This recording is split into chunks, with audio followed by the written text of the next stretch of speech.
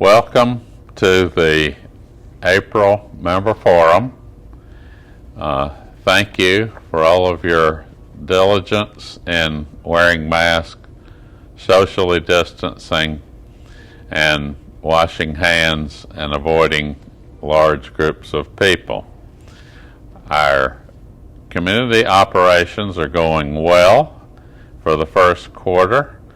Our budget is favorable by $70,000 for the first 3 months, and we have $2.1 million in our reserve, which is about $110,000 better than anticipated in the budget at this time. We have 12 closings scheduled for 2021. 7 of those have closed, and 5 more are scheduled to close in May. And we have only 9 villas currently for sale. We have no cottages or verandas for sale at this time. We've had some very successful Wall Street Journal ads, a very successful heritage sponsorship, and some directed email campaigns that feature very specific floor plans and homes. We have a tour of homes planned for late May and also in early June.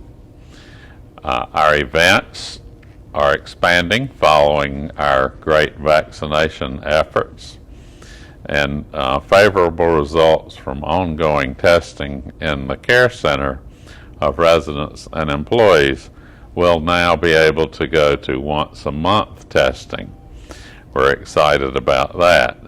Our Beaufort County positivity rates for COVID are at 3.6%.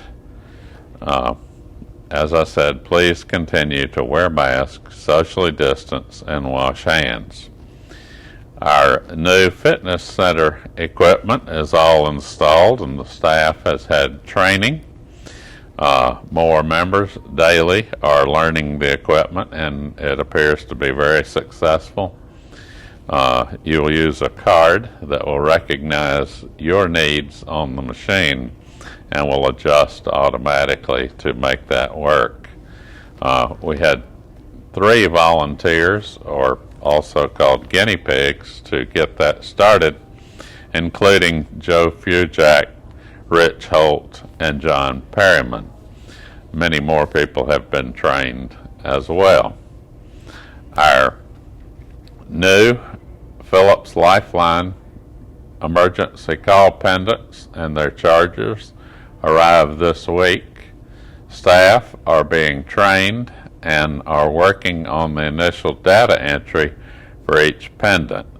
We'll be distributing these pendants over the next several weeks, and we will be publishing a schedule on that. We will be going to each unit to assure that the pendant is functioning properly the first time and provide a little training as well. Those are really going well, and we look forward to the transition to the pendant design. Our interior design team, Misha Mann and Michelle Jacques, toured and met with the refurbishment committee and board members to begin to define the scope of the clubhouse refurbishment project. They'll be presenting the related expense and savings by adding the villa corridors to that same project. When our clubhouse project was delayed for a year, it actually gave us the ability to combine the 2 projects, and we're hoping to see some significant savings once that's presented on things like carpet, paint contractors, paint purchases, furniture, etc., by running the 2 projects together. The design phase will take about 6 months, and then toward the end of this year, and definitely in 2022, we will begin the paint, carpet, furniture, etc. into 2022. There'll be plenty of presentations, sample furniture, etc. forthcoming to be able to see how the project is going. Broad Creek Care Center is currently being painted on the interior and also is having new carpet. That'll be going on throughout the month of May. So the painting has already begun in assisted living, and all the hallways will be redone with paint, carpet, artwork, etc. Most of the furniture has already arrived, and both of the dining rooms have been done, but we look forward to the new look in the care center by June. Let's talk about hurricanes. It's a subject that we all know about. Beginning in June through November, we have to watch that concern regarding hurricanes. We ask that all of you begin to consider your personal plan should evacuation be necessary, and we will be sending out the packets related to gathering the information on your plan this coming Monday. Those will need to be returned quickly, and then in the May forum, the May member forum will feature extensive information on the hurricane season, evacuations, etc. And that forum, if all things continue well, will be a forum with audience and participation from members. So we're anticipating being able to do the May member forum not only live as this is, but also with attendance. So we all look forward to that. We have an anniversary coming up. Tide Point will be 25 years. We're celebrating that on October 22nd. And so this fall, we'll be looking forward to celebrations related to our 25th anniversary. And we thank you for all your participation in that. Some activities coming up in May, starting with Saturday, May the 1st. We'll have a Kentucky Derby party and also a Kentucky Derby related menu in the dining rooms. The party will be in the ballroom, and it will begin at 5. The race begins around 10 minutes until 7. Our Tide Point art students have been very busy working with their instructor, Mary Ann Ford, and they have a show that will be featured on beginning Friday, May the 7th in the activities room, and that should be a fun show to be able to see as well. And then on Monday, May 10th at 5 o'clock in the ballroom, John Norlander will be the guest speaker there, and he has had extensive business in the hotels and also in cruise ships, etc. We'll have a trip to the Art Center. It'll be one of our first trips. We do have a Sea Pines trip coming up this week as well. But the trip to the Art Center will feature Johnny Mercer, the man and his music.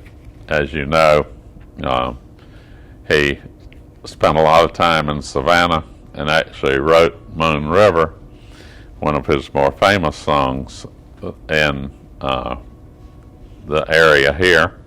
And we look forward to having him. And then mid-May, on Friday, May the 14th, the WSAV meteorologist Chris Allred will be here, and she's sure to talk about the upcoming hurricane season as well.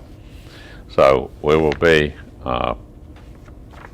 discussing hurricanes at our May monthly forum, and also we'll have Chris Allred here to talk about weather in her position as well. Some exciting new openings at Tide Point are upcoming. This past Monday, we had our first opening of the Sunset Lounge. We also had entertainment for happy hour by Derek Jeter. That was very well received, and I think for our first time out, having cocktails without mask on went very well. Now that we're all vaccinated, on Monday, May the 3rd, we're beginning to have family members be able to dine in the clubhouse. It's been a long time, almost 13 months since family members have been able to dine in the clubhouse. And then on Monday, May 17th, other guests may also dine. Of course, these are all predicated on the county positivity rates remaining low and no cases occurring at Tide Point. Since our vaccination rates are almost 100%, we should be able to continue to open well. We do ask that you continue to wear masks, social distance, and watch the positivity rates for Beaufort County. And we look forward to continuing to open safely and carefully. Thank you for having me, and I will see you around the campus. Hey Tom, the first minute was cut off because it didn't start till 10, so can you just repeat what you said at the very beginning?